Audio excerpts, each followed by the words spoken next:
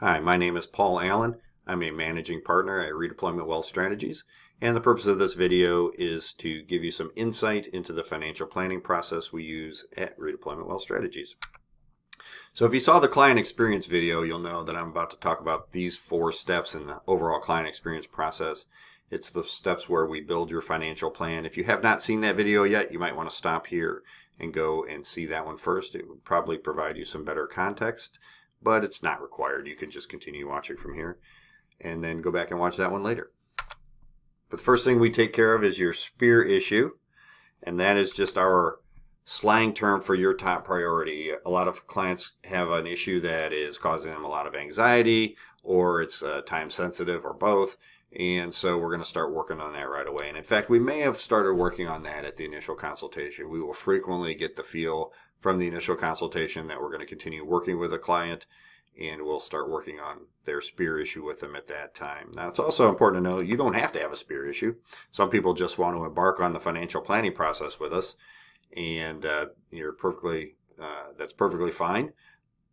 But we wanted you to know that if you have a SPEAR issue, we're going to take care of that before we embark on actual formal financial planning.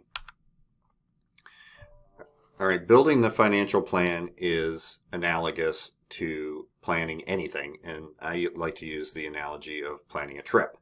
So when you're planning a trip, the first thing you have to know is where you're starting from, and I use this green circle with the arrows to symbolize the starting point. And then you have to know where you're going to in order to plan your trip, and then you can plan the route and the vehicle you're going to use along the way. You may have some stops, some waypoints, and you will factor them into your trip as well. So a financial plan is very similar. We need to know where you're starting from, we need to know where you're going to, and we need to know the things that we expect to encounter along that route so that we can plan for them. All right, how do we establish where you are currently? Well, we do that through your document review. So we need to see your insurance documents, your taxes, investment statements, estate plans, anything you have that defines where you are currently in your financial life. And we will review those to get a feel for that. Then we need to establish, well, where you're going and the waypoints that we expect to encounter along the way. To do that, Sean and I use a process called financial plan mapping, and I'm going to give a real brief synopsis of it here. This usually takes about an hour to do, but with Chris and Terry, our fictitious clients here, I'm going to do it in about 30 seconds. Chris and Terry have some financial goals. We're going to map those out. They have some tax needs and some estate planning needs. We're going to map those out. We're going to map out all the insurances that they're considering, and we're going to do some assessments on those. And then other things that are important to them as well. Now, everybody's financial planning map is a little bit different because it's unique to the person or the family doing the actual planning. But this is how we determine where the finish line is and what we're going to encounter along the way. A lot of clients really enjoy this meeting where we do the financial plan mapping because it makes them feel organized. All those things that were swirling around in their head the day they first contacted us are now in one place, and they can see it, and they start to feel more organized about it, and they really seem to enjoy that. All right, but Sean and I aren't done. Once we have the financial planning map, what we do is we prioritize the goals, and we do that in consultation, of course, with the client. So Chris and Terry have determined that retirement is their #1 priority, and so we label it as the #1 priority, and then we list the tasks required to achieve their retirement plan. They have determined that education planning is their #2 priority, so we list that and list the tasks. And that insurance to mitigate risks to the plan is their #3 priority, and we list that as the #3 priority and the tasks required to achieve their insurance plan.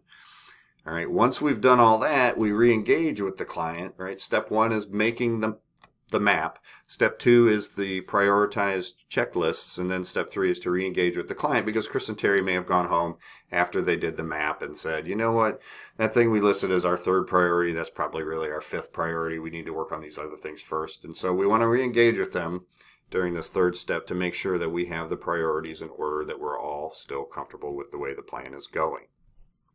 Because once we're done there, we're going to move right into the execution phase. And that's where we start handing out these checklists. All right, they're short and they're in priority order. And some are going to be for you to do and some are going to be for Sean and I to do. but we're going to start cranking out these checklists. This is how we execute a plan. We do all of the tasks required to get the plan done. All right, we're going to provide each other accountability along the way. We're going to have meetings as required to provide each other feedback and progress updates. And then anytime any part of the plan, any checklist is done, right, something's been accomplished, it's going to move immediately to the plan maintenance phase. It's going to be monitored after execution.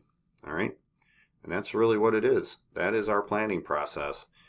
If that interests you, you can contact us for your free consultation by calling that phone number. Or you can contact Sean at his email address or me at my email address. Or if you are on our website, in the upper right corner, there is a link that says schedule your free consultation. You can click on that and use our free scheduling tool. Thank you very much for watching this video, and we hope to hear from you soon.